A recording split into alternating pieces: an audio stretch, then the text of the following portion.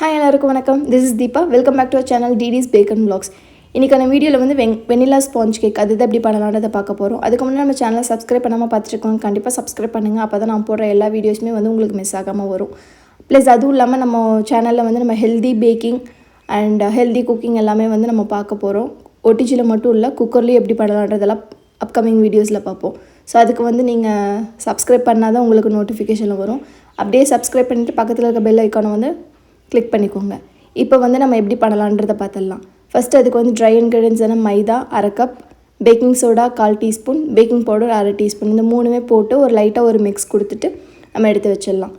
Mix கொடுத்து முடிச்சதுக்கப்புறம் OTG வந்து நம்ம ஒரு 10 நிமிஷத்துக்கு வந்து ப்ரீஹீட் பண்ணிடலாம். குக்கராக இருந்தாலும் வந்து நீங்கள் ஒரு 10லேருந்து 15 நிமிஷம் வந்து நீங்கள் ப்ரீஹீட் பண்ணி எடுத்துக்கோங்க. பெல்ட்டும் மேலே விசிலும் இல்லாமல் நீங்கள் உள்ள உப்பு மூட்டை ஆட் பண்ணி ஒரு ஸ்டாண்டு வச்சு நீங்கள் க்ளோஸ் பண்ணி ஒரு 10லேருந்து 15 நிமிஷம் நீங்கள் ப்ரீஹீட் பண்ணிக்கோங்க. ப்ரீஹீட் பண்ணுறதுக்கு வந்து OTGயில் வந்து 180 டிகிரியில் 10 நிமிஷம் ப்ரீஹீட் பண்ணால் போதும். அப்போ தான் வந்து நம்ம இந்த ப்ராசஸ் எல்லாம் பண்ணி முடிக்கிறதுக்கும் டின்னும் நம்ம உள்ளே வைக்கிறதுக்கும் வந்து கரெக்டாக இருக்கும்.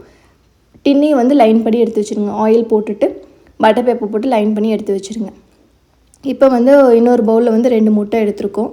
2 முட்டை எடுத்துகிட்டு வெண்ணிலா எசன்ஸ் வந்து ஒரு 1/2 டீஸ்பூன் ஆட் பண்ணிவிட்டு ஒரு பிஞ்ச் ஆஃப் சால்ட் கொஞ்சம் மட்டும் போட்டுட்டு நம்ம ஃபஸ்ட்டு ஸ்பீட்லேயே வச்சுட்டு அதை வந்து ஒரு 30-35 செகண்ட் வந்து நம்ம நல்லா பீட் பண்ணி எடுத்துக்கலாம். அதுக்கப்புறம் பொடிச்ச சர்க்கரை இருக்குல்ல, அதை வந்து ஒரு 1/2 கப் எடுத்துகிட்டு கொஞ்சம் கொஞ்சமாக ஒரு சின்ன சின்ன பேட்சாக வந்து நம்ம ஆட் பண்ணி அதெல்லாமே வந்து நல்லா பீட் பண்ணி எடுத்துக்கலாம். ஹை ஸ்பீடில் வச்சுட்டு, அதாவது 5th ஸ்பீட் இல்லை 7th ஸ்பீடில் வச்சு நம்ம பீட் பண்ணி ரிப்பன் கன்சிஸ்டன்சின்னு சொல்லுவோம். அந்த கன்சிஸ்டன்சி வர அளவுக்கு வந்து நம்ம நல்லா பீட் பண்ணி எடுத்துக்கணும். அதோட கன்சிஸ்டன்சி வந்து இப்படி பாருங்கள், இந்த மாதிரி நல்லா நமக்கு மடிஞ்சு வரணும். இந்த மாதிரி ஃபோல்டிங் ஆகிற மாதிரி இருக்கணும். இதுதான் வந்து கரெக்டான கன்சிஸ்டன்சி. இப்போ வந்துட்டு நம்ம ரீஃபைண்ட் ஆயில் இருக்கு இல்லையா, வாசனை இல்லாத எண்ணெய், அதை வந்து 1 டேபிள் ஸ்பூன் வந்து இது கூட இந்த மிக்சர் கூட ஆட் பண்ணிக்கலாம். ஆட் பண்ணிவிட்டு ஃபஸ்ட்டு ஸ்பீடில் வச்சுட்டு ஒரு 3லேருந்து 5 செகண்ட் மட்டும் லைட்டாக பீட் பண்ணிவிட்டு நம்ம எடுத்துடலாம். அந்த எடுத்துகிட்டு நம்ம நெக்ஸ்ட்டு வந்து ஸ்பேட்டில் வச்சு பண்ணலாம். இல்லைனா நம்மளுக்கு வந்து ஓவர் மிக்ஸ் ஆயிடுச்சு அப்படின்னா உங்களுக்கு ஸ்பாஞ்ச் வந்து கரெக்டாக நமக்கு கிடைக்காது. இப்போ சைடில் இருக்கிறது எல்லாமே வந்து ஸ்பேட்டில் வச்சு எடுத்து விட்டுட்டு ட்ரை இன்க்ரீடியன்ஸ் இருக்குல்லையே மைதா மிக்சர், அதை வந்து நம்ம கொஞ்சம் கொஞ்சமாக சர்க்கரையை சேர்த்த மாதிரி லைட்டாக கொஞ்சம் கொஞ்சமாக நம்ம சேர்த்துட்டு இந்த மாதிரி கட் அண்ட் ஃபோல்டு மெத்தடில் வந்து நம்ம பண்ணணும். இப்போ கட் அண்ட் ஃபோல்டு மெத்தடில் பண்ணினா தான் வந்து உங்களுக்கு எல்லா பக்கம் ஈவனாக உங்களுக்கு ஸ்ப்ரெட் ஆகும். ஓவர் மிக்ஸ் ஆகாமல் இருக்கிறதுக்கும் வந்து இது ரொம்ப ஹெல்ப்ஃபுல்லாக இருக்கும்.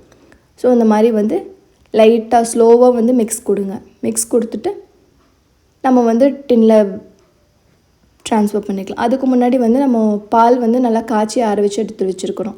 அந்த பால் தான் வந்து நம்ம இப்போ ஆட் பண்ண போகிறோம். 1 டேபிள் ஸ்பூன் வந்து காய்ச்சி ஆற வச்ச பால் வந்து எடுத்துக்கோங்க.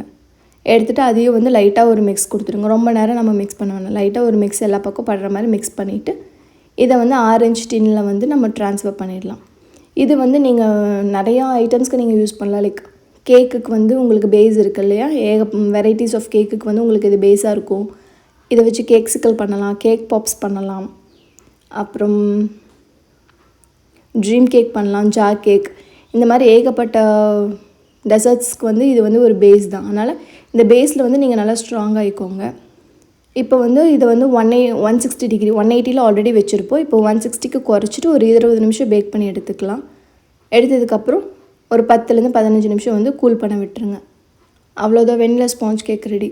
கண்டிப்பாக பண்ணி பார்த்துட்டு உங்களோட ஃபீட்பேக் வந்து கமெண்ட் செக்ஷனில் சொல்லுங்கள். தேங்க்யூ.